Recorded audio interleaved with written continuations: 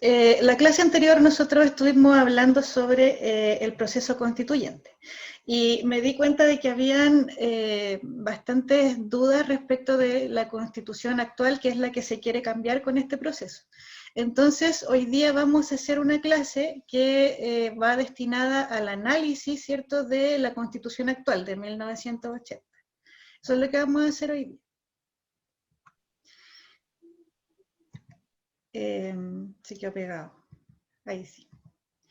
Entonces, resumiendo lo que hemos visto en clases anteriores, nosotros hablamos sobre el Estado, ¿cierto? Y las bases conceptuales de la institucionalidad en Chile.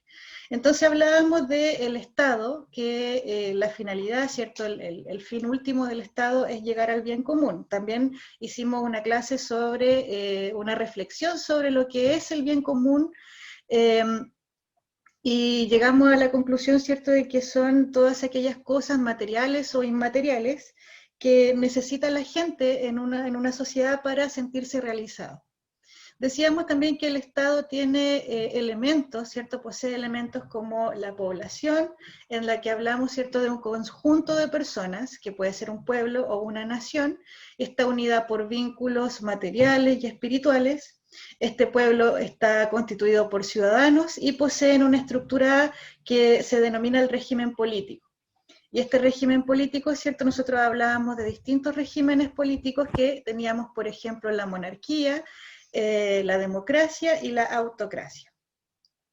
También hablamos que el Estado posee elementos como el territorio, ¿cierto?, que puede ser real o ficticio, el poder, que es la máxima potestad del Estado, y un gobierno, ¿cierto?, que es un conjunto de autoridades. Y además, un punto muy importante, hablábamos sobre la soberanía, que es la voluntad jurídica del Estado, que puede ser externa o interna. Externa en el sentido de igualdad frente a otros estados e interna, perdón, en cuanto al principio de autonomía de los estados. Voy a ver si llegó alguien más. Franco, hola Franco. Entonces, de las clases... Hola Franquito. De las clases anteriores sobre el Estado, ¿quedó alguna duda, alguna pregunta? Díganme sí o no. ¿No? Bacán. Entonces, hoy día, ¿qué es lo que vamos a hacer? Comprender cómo la Constitución política organiza el régimen democrático en Chile. Vamos a distinguir quiénes son sujetos de nacionalidad chilena y quiénes son los ciudadanos. Y, por último, comprender y analizar también los derechos individuales que están contenidos en esta Constitución política. Para empezar, ¿alguien me puede decir qué establece una Constitución política? De uno, por favor. ¿Qué establece una Constitución? Chicos.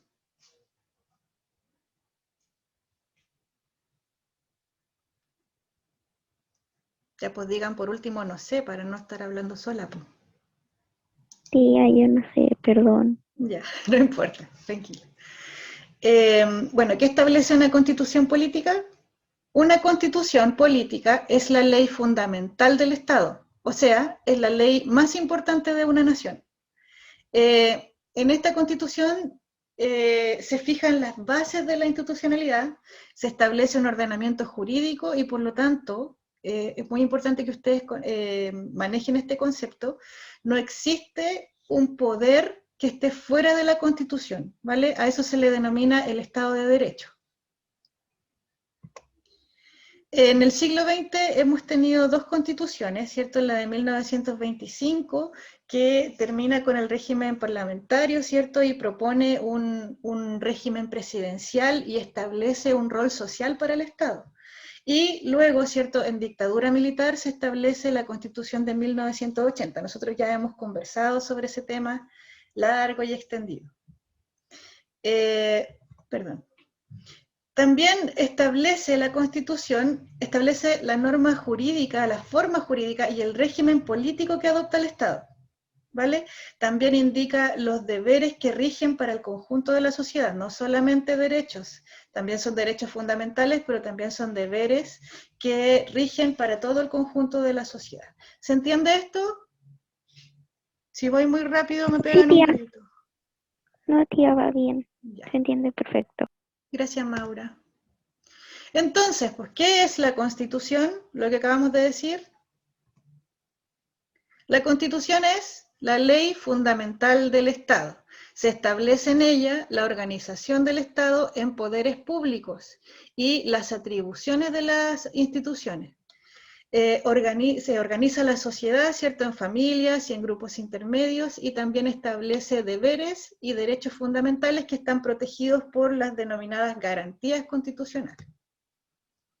Ahora, el origen de la Constitución que tenemos hoy día, la Constitución de 1980, fue redactada en dictadura, ¿cierto?, la dictadura militar de Augusto Pinochet.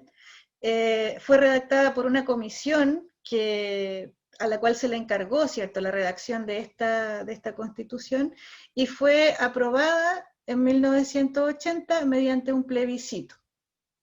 El problema, ¿cierto?, el debate que se hace en torno a la legitimidad, ¿cierto?, de esta Constitución, hay un debate bastante grande y hay una controversia ahí en cuanto a si la Constitución tiene legitimidad democrática o no, por el tema de cómo fue redactada.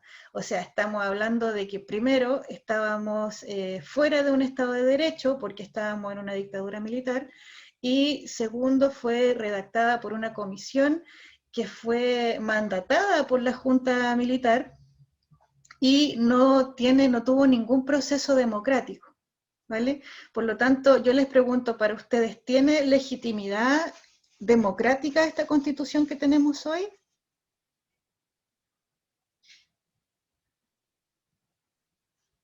Chicos.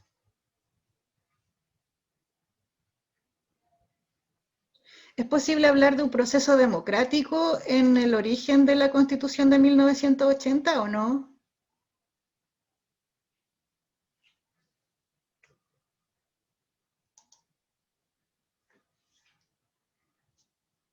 Chicos, digan sí o no.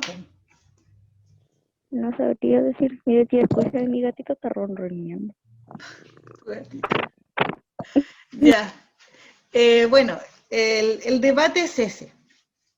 El plebiscito, ¿cierto?, que se hizo para aprobar esta constitución no tuvo ningún debate político, ninguna participación ciudadana más que ir a votar, ¿cierto?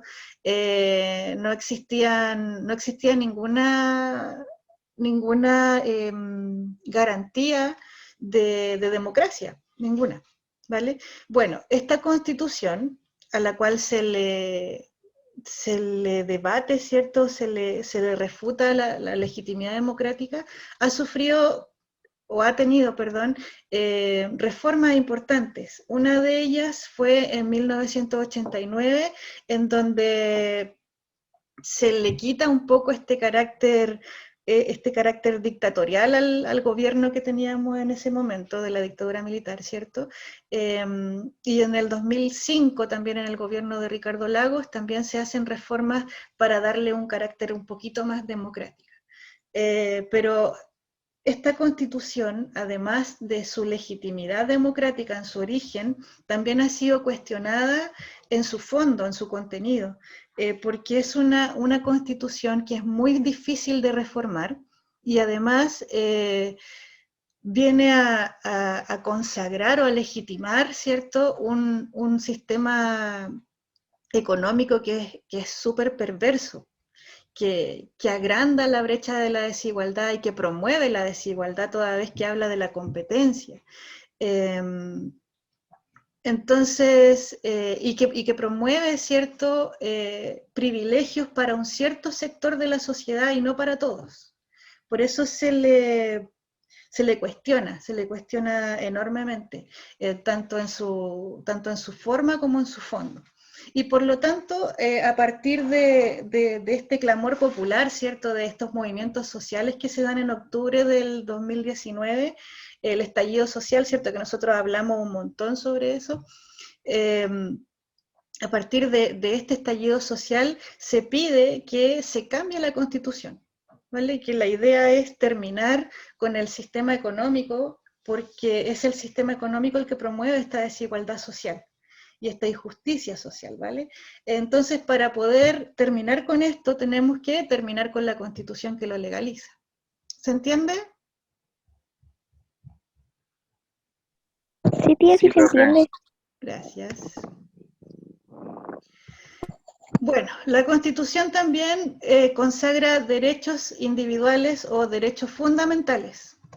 En el artículo 19, la Constitución asegura un conjunto de derechos para todas las personas, ¿cierto? ¿Cuáles son las características de los derechos fundamentales? Primero, son inherentes, es decir, que nosotros nacemos con esos derechos.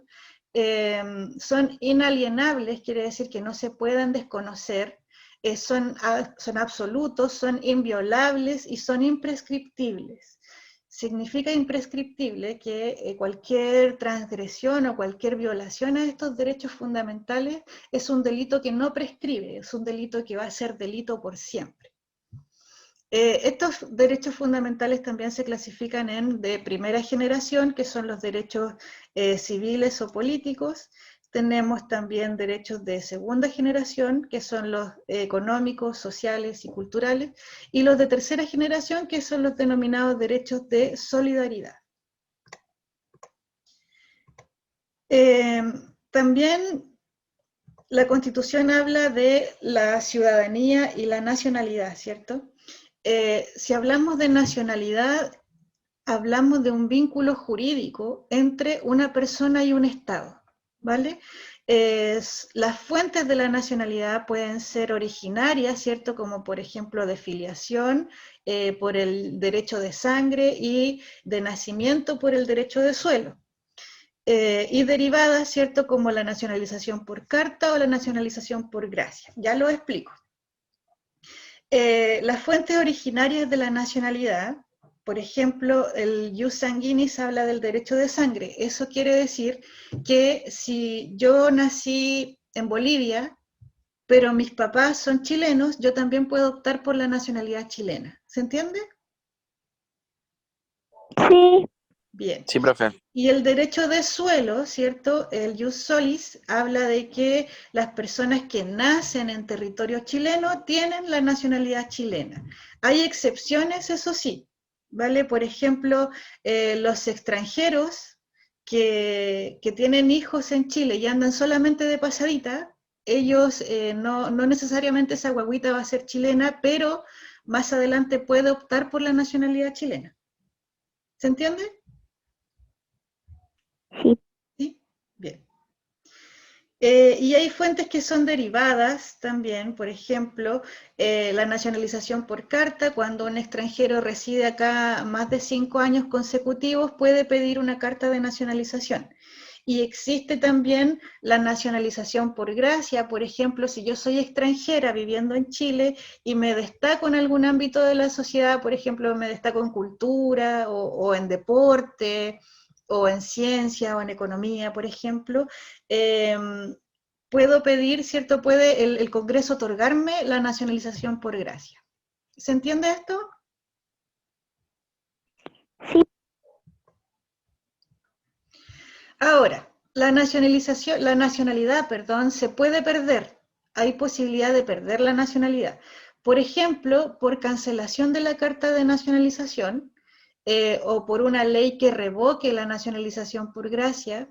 También cuando yo peleo en una guerra, por ejemplo, si yo peleo por el enemigo, así como por alta traición, se me quita la nacionalidad. Y también existe la posibilidad de que yo renuncie voluntariamente a mi nacionalidad en el extranjero, pero eso solamente se puede hacer si es que yo tengo otra nacionalidad, excepto en España. Hay un convenio con España, ¿cierto? Hay un tratado con España que nos permite tener la doble nacionalidad. Puedo ser española y chilena al mismo tiempo. pero eso solo con España, con los demás no existe la posibilidad, solamente hay que tener una nacionalidad. ¿Se entiende eso? Sí, profe. Bien. Ahora, la ciudadanía, constitucionalmente, ¿cierto? Yo soy ciudadano cuando tengo derechos a elegir y a que me elijan, ¿cierto? Tengo derecho a sufragar en elecciones. Son requisitos para la ciudadanía el ser chileno, es decir, tener la nacionalidad chilena, tener 18 años cumplidos y no estar condenado a pena aflictiva. ¿Qué es la pena aflictiva? ¿Alguien sabe? Yo no sé. No. La pena aflictiva son aquellas condenas, ¿cierto?, que van de más de 3 años y un día. Todos esos delitos que son condenables por más de 3 años y un día son condenas a pena aflictiva. Y cuando yo estoy condenado a pena aflictiva, pierdo mi ciudadanía, solo la ciudadanía, ¿vale? Pero una vez que yo cumpla mi condena, puedo pedir que se me reintegre a la ciudadanía. También la ciudadanía se puede perder, ¿cierto? Se pierde cuando, por ejemplo, yo pierdo la nacionalidad. Dejo de ser chilena, dejo de ser ciudadana, ¿vale? Cuando estoy condenado a pena aflictiva o cuando estoy condenado por delitos que se consideran como terroristas. ¿Se entiende? Sí. ¿Hay alguna Sí, duda hasta aquí? ¿Alguna pregunta? Yo entendí. Ya, súper. Entonces, sigamos con la ciudadanía, es lo que nos interesa. Desde una perspectiva tradicional, ¿cierto? La ciudadanía se entiende como el ejercicio de determinados derechos políticos, por ejemplo, el sufragio. ¿Qué es el sufragio? Chicos, ¿qué es el sufragio? No lo sé. El voto. Cuando yo voy a votar, voy a sufragar. Tengo derecho al sufragio, tengo derecho a optar a cargos públicos y ser miembro de un partido político. Pero desde un punto de vista más moderno, ¿cierto? Más contemporáneo, ser ciudadano no solamente implica tener estos derechos, sino que también implica participar activamente en actividades que están relacionadas con la vida en comunidad. Por ejemplo, ocuparse de asuntos públicos o pertenecer a grupos que promuevan diversas causas. Por ejemplo, yo participo activamente cuando estoy dentro de la junta de vecinos, cuando pertenezco a un partido político, cuando pertenezco a un movimiento social, por ejemplo, a un movimiento cultural. Ustedes cuando han sido parte de la directiva, ¿cierto?, del centro de alumnos, todas, o cuando pertenecen a estas organizaciones no gubernamentales como el Greenpeace o el Techo para Chile, ahí ustedes están participando activamente en la vida en comunidad. Toda vez que ustedes toman decisiones para una comunidad, están participando políticamente. ¿Se entiende? sí, tía. Ya. Sí. ¿Sí? Súper. Oh, perdón. Entonces, ¿queda claro? ¿Hay alguna duda, alguna pregunta?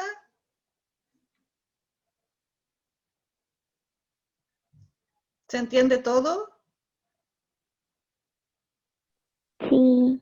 Bien, ya, les voy a creer. Entonces, para ir terminando, vamos a sintetizar la clase con este mapa conceptual. Entonces, decíamos que la Constitución política es la ley fundamental del Estado. Su origen, ¿cierto?, está en su promulgación, en 1980, cuyo el origen, también hablábamos de que el origen de la Constitución está cuestionando, se cuestiona su legitimidad democrática, ¿cierto?, porque no se producen procesos democráticos ni participación de la ciudadanía, participación activa en la redacción de la ciudadanía. Ahora, nosotros la clase anterior hablamos del proceso constituyente. ¿A ustedes les parece que el proceso actual de redacción de la Constitución es un proceso realmente democrático? ¿Sí? Como por lo de la nueva constitución. Sí, Sí, pues porque es lo que el pueblo quiere. bien. Existe participación de la ciudadanía, ¿cierto? Se abre un debate en donde todas las personas pueden participar activamente de este proceso, ¿vale? Y eso no pasa en la promulgación de la Constitución actual, pues de 1980. Estábamos en una dictadura militar, ¿cierto? No teníamos, estaba suprimido el Estado de Derecho, no había Congreso, ¿cierto? No había participación política, de hecho los partidos de izquierda estaban fuera de la ley, era ilegal pertenecer a un partido político que estuviera en contra del gobierno, de la dictadura militar, ¿vale? O sea, atentando contra todo tipo de sistema democrático. Por ningún lado podía haber democracia y por ningún lado podía haber participación ciudadana. Por lo tanto, en ese sentido se cuestiona la legitimidad que tiene la Constitución del 80. Esta Constitución sufre cambios, ¿cierto? Tiene reformas en 1989, se suprimen los artículos, ¿cierto? Que proscriben, perdón, a los partidos de izquierda. Se abre un poquito más el camino hacia la democracia. La facultad del presidente de exiliar, ¿cierto? Por ejemplo, la facultad del presidente de remover a los diputados y senadores de su cargo, o bien de cerrar las cámaras de diputados y de senadores.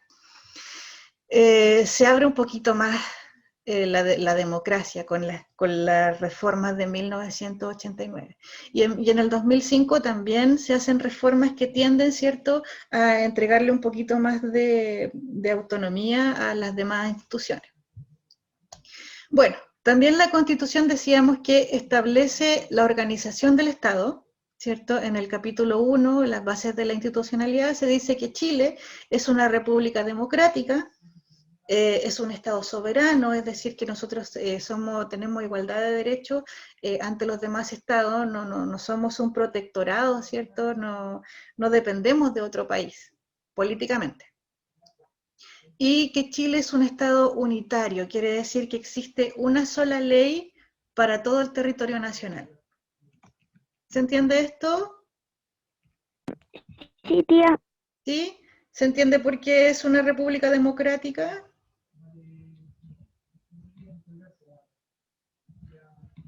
¿Se entiende por qué es un Estado unitario? ¿Qué diferencia tenemos, por ejemplo, con los estados federales?